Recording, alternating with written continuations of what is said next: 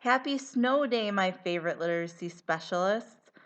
Today, once again, we have been bombarded by Mother Nature and hit with a gigantic snowstorm.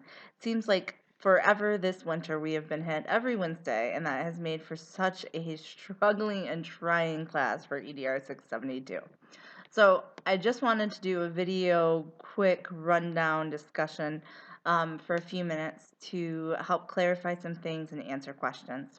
So you should have your professional development topic planned out, your subtopics planned out, your rationale written. Those should be sent to me if you haven't done so already within the next day or so. I'll review those, provide you with feedback, and we can talk through it.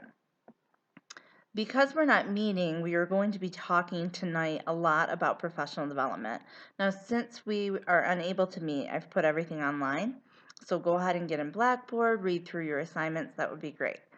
The other piece is I wanted to talk to you about what professional development should have. We've done many discussions in class about research-based PD, but I just wanted to touch once again on what every professional development had. Now, remember, you're not just doing one professional development, you're doing a series of professional developments. So each of these PDs, they're just built off of one another. Each of these professional developments should build off one another, but include each of these elements. So I'm going to speak with you just for a minute about these 10 major ideas. Now, if you skim and scan the articles tonight or read them, you will have this information. But just in case it's not clear, I want to talk through it.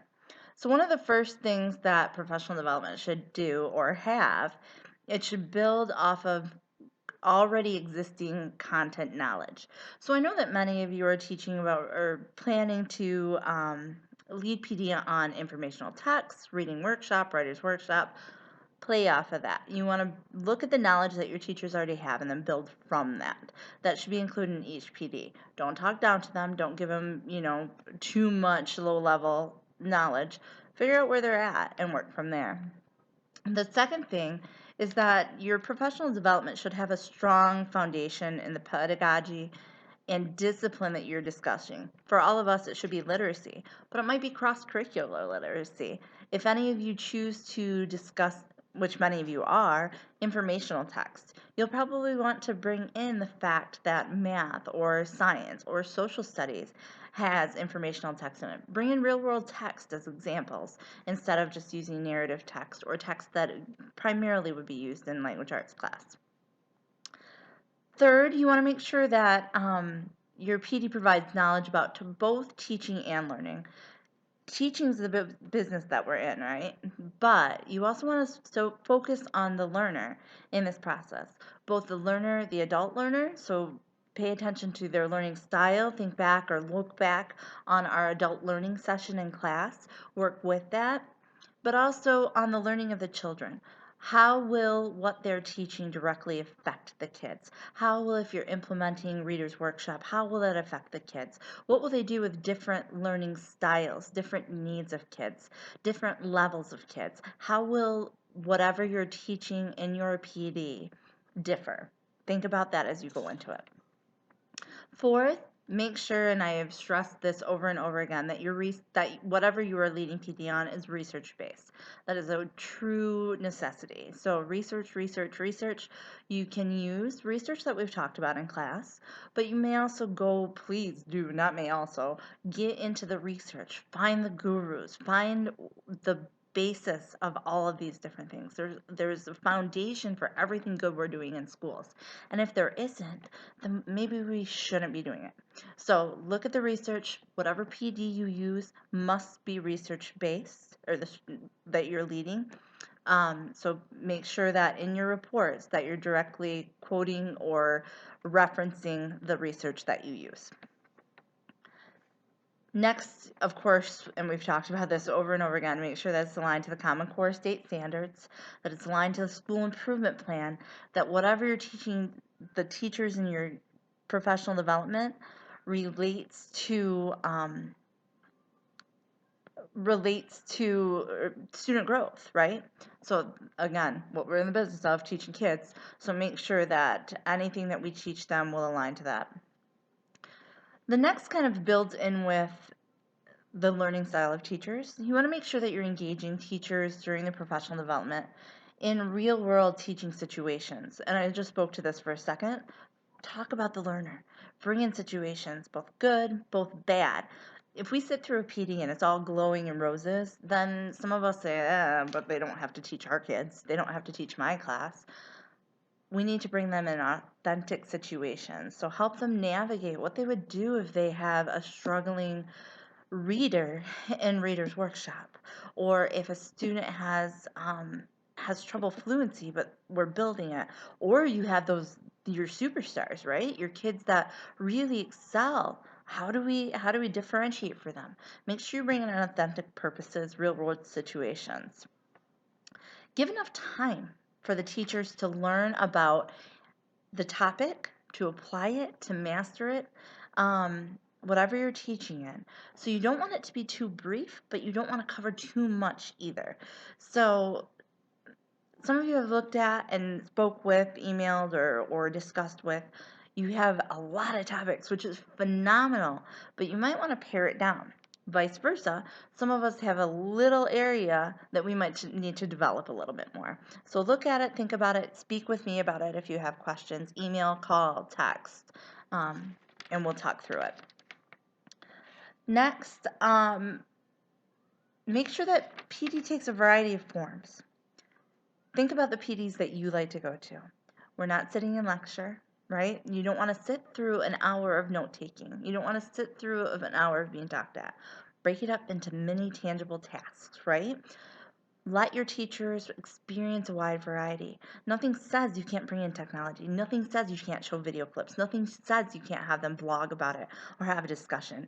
Think about new and unique forms. Have them do gallery walks. Have them apply strategies. Have them analyze examples of videos where reading workshop, the study of text is being implemented, and have them see what make it stronger, what they could do to adjust it. That'll help your teachers both feel confident and make the learning relevant. Finally, try to make the professional development should be job specific and embedded in job site. Let me say that. Professional development should be job embedded and site specific. So if your school, and this is through the needs assessment, we've identified these things. If your school is focusing on informational text, I know I keep referencing that, but there's about 4 or 5 of you that are using that as their professional development topic. But say your school is focusing on informational text, and that is the goal of your school, everybody's working on it. You may not, right now, might not be the optimal moment to do professional development on narrative. Maybe it is. But think about what is relevant to your teachers, what they need support in, and what the school specifically is working on. Make it job embedded, site specific, so that whatever they learn in their PD today, they can go and implement in class tomorrow. Those are your biggies. Now, speaking about the professional development plan that you're going to put in place, you need to start planning your PD. Next week, we are off-site. The following week, we will talk about PD plans once more. And then in 3 weeks, you will start presenting in class. So I just wanted to touch base. I've put 2 documents in the course materials section online. The first document is called Creating PD Plans. If you click on that and look at pages 13 to 18, there's a planning matrix. This is a resource you can use. You do not have to use, but you can use to help you support your plans, support your PD development. So you look at it, see if it's a tool that you could use. Remember, I'm just trying to give you a variety of tools to use. If you would like it, you enjoy it, use it and use that as a structure for your plan. You may also use, there's a PD setting checklist that I have referenced on in the course materials. Click on that, look through it. Maybe that's what you want to help use to develop your professional development plan. But whatever you use, make sure that it aligns or addresses with the 10 steps that I just talked about. Make sure that it has a variety of opportunities and growth experiences for teachers, that it's aligned to the Common Core, that it's aligned to the school improvement plan, that it's aligned to the goals of children, and that it supports teachers' needs. Tonight as well, I will be online live from 5:30 to 8:15, our normal class period time. My email will be open, Blackboard will be open. So if you want to speak directly to me that way, please do. Second, you can call if you need to. I'll have my phone with me. Next week is an off-site week. If you would like to meet at next Wednesday during class time, I'm more than happy to set up a conference time with you. We can talk through everything that you're working on in class. Okay? So please email me if that is something you would like to do as well. I know this was a really long video. I didn't intend that. You can probably hear the baby crying in the background. I hope that you are truly enjoying your snow day. And hopefully we can work through all the dilemmas of class being canceled so often. All right. I hope you have a fabulous day. Talk to you soon.